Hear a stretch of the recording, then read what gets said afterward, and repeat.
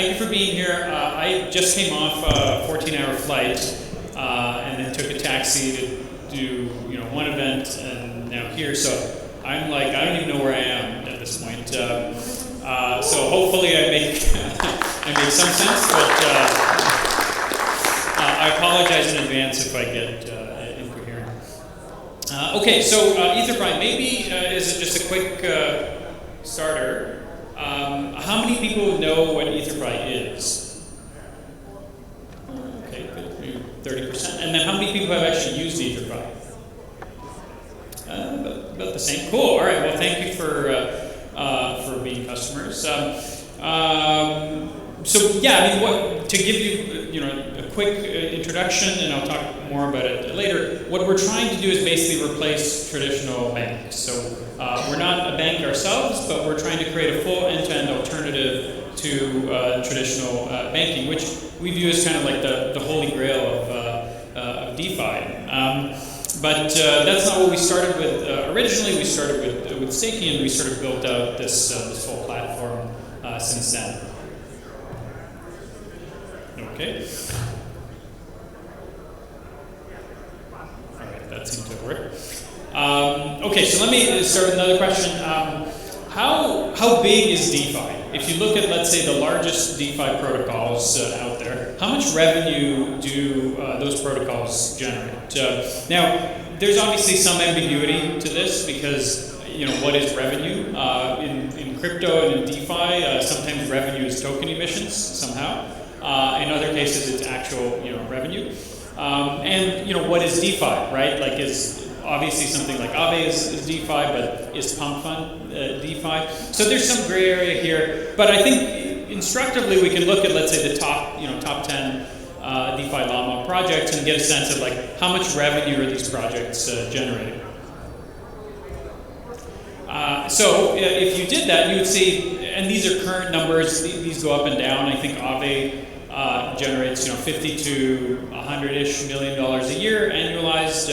Lido, same thing, but 50 to 100 depending on the price of ETH that day. Maker or Sky is very profitable. I think at one point they were doing over 500 million a year. Again, depends on the scale, price of a bunch of tokens. And then Etherpie, last year we ended off around 26 million.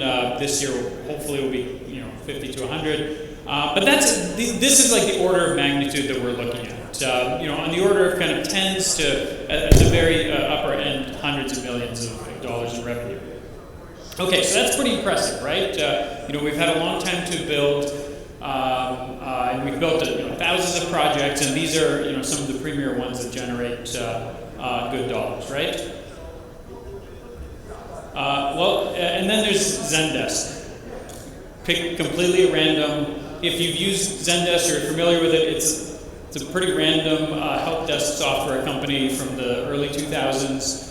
Still around, generates about $1.5 billion in revenue, last valued at around $10 billion. There's hundreds of help desk software companies out there, many that are larger than Zendesk. The reason I use this as an example is, in all this time, all this building and infra and layers, layer 2s and 3s and 7s and et cetera, we've built projects that cumulatively generate significantly less revenue than a random help desk, B2B SaaS company. And so I think that represents an opportunity. I think what it suggests is that continuing to endlessly do gambly stuff and focus on recycling the same capital between the same couple of thousand people probably is not like the best product market fit. There's probably a bigger opportunity out there to actually build stuff for real people to use every day. I think that's just, there's a much bigger market, much bigger world out there for us to focus on. Because so far, we've built a lot of infrastructure, but I think the opportunity is bigger. So that's my message. Really, is we really need to say enough to all the gambly bullshit out there, and focus on building products for real people. Because the market size, even to just build a little bit of product for real people, is like 100x, 1000x what we've managed to capture so far. And so now coming back to EtherFi, I mean, this is really what we're trying to do. I mentioned that our kind of near-term vision is to create this end-to-end DeFi bank, which is not a bank insofar as it doesn't take deposits, but it is a full end-to-end bank alternative. And that market for neobanks is really large. I mean, I'm not talking about the banking market, which is trillions of dollars, but just neobanks. So Revolut, Nubank, Chime. There's hundreds of them at this point. But those are some of the larger ones. In aggregate, it's about almost $150 billion in market size available up for grabs. So we're talking, this is like 1000x what DeFi currently generates in revenues, and it's growing really fast. It's growing super fast, faster than crypto is even growing. So it's a huge market opportunity, and that's what we're trying to build.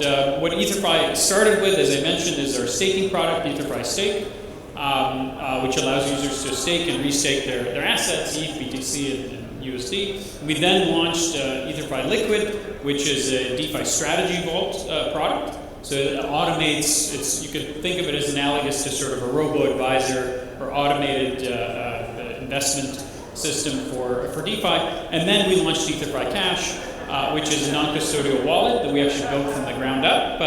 It's basically a safe smart contract with built-in cross-chain and account abstraction that's really awesome. And when you pull it up on an app, the most exciting part about it, this video doesn't seem to be playing, but if you were to play that video, you would see that it very much looks like maybe an early version of a Revolut. It lets you put your money in, save it, deploy it to a bunch of things. It gives you a credit card that you can then use to draw, spend, or borrow. It's something that you can actually imagine a normal person who doesn't understand seed phrases and hardware wallets and signing transactions and North Koreans hiding everywhere. It's something that a normal person could realistically use. And of course, doing that, we've ended up having pretty good success with about $5 billion in deposits and very widely used assets all across DeFi. And most importantly, as I mentioned, is we actually have revenues. So we charge money for services, which we then use to deploy into R&D and then feed back to token holders. So there's very much kind of a natural sustainability to it that continues even after the token Ponzi nonsense kind of ends. And so we're very proud of that. We're hoping to do 50 to 100 million in revenue this year, which would make us a business large enough to actually be publicly traded. And I think that's what we need for crypto and DeFi to be taken seriously. If you have I actually think this is both a necessary and sufficient condition for Ethereum to succeed. If you have 100 companies built on Ethereum that are large enough to be publicly traded and drive serious revenues and margins and profits, it becomes impossible to ignore. Whereas if it's the same sort of gambling nonsense of people just recycling the same capital and feeding off the sort of great, decentralized casino in the sky, it fundamentally is not something that's going to impact most of humanity. So that's my message to you, builders: is it's time to build products for real people. Thank you.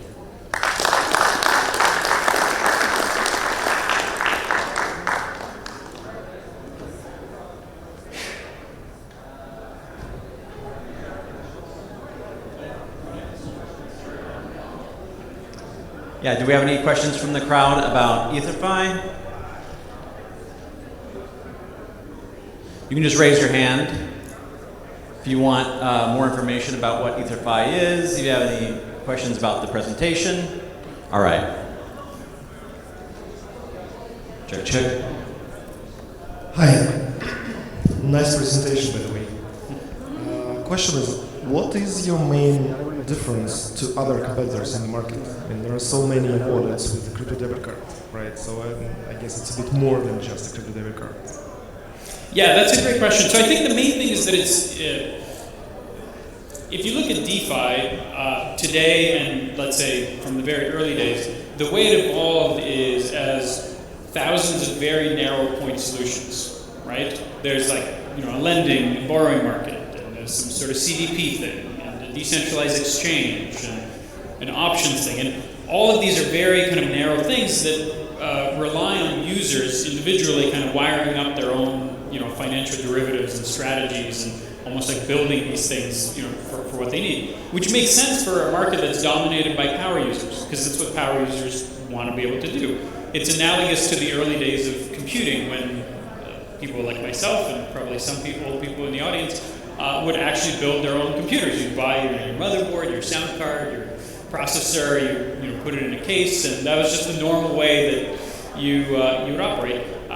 But that's not, your grandmother's never going to do that, and even your normal friend or brother is not going to do that.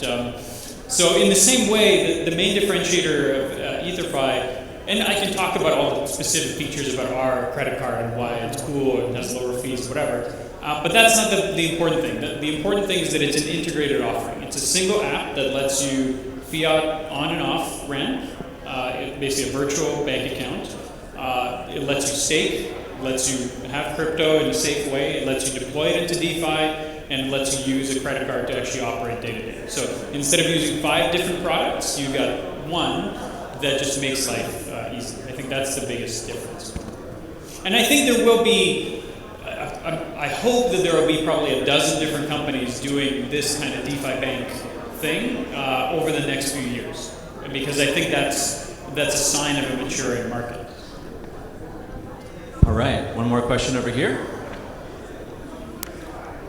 Just a question on, because I'm not sure if you're aware, there's a tool or there's a bank called Whale Bank here. It's regulated by the government, and it does exactly the same thing, but the other way around. Like they're fiat based, but then they have access to the crypto market. Like you can onboard or on-ramp, off-ramp crypto that way. Mm-hmm. So how do you see the strategy of, instead of going, the mainstream now is that, let's just be regulated and then we will tap into the crypto market and the other way around, versus the other way around? Yeah, so there's probably tens of thousands of banks in the world that do fiat transactions, and then lots of them have started plugging into crypto and letting users get some exposure. So there's 2 ways to approach this, and I actually don't believe this, but maybe the end state is everybody just ends up in the same place, in that everybody does both. So EtherFi, for example, we're applying for all kinds of licenses in all kinds of jurisdictions to be able to plug more deeply into TradFi.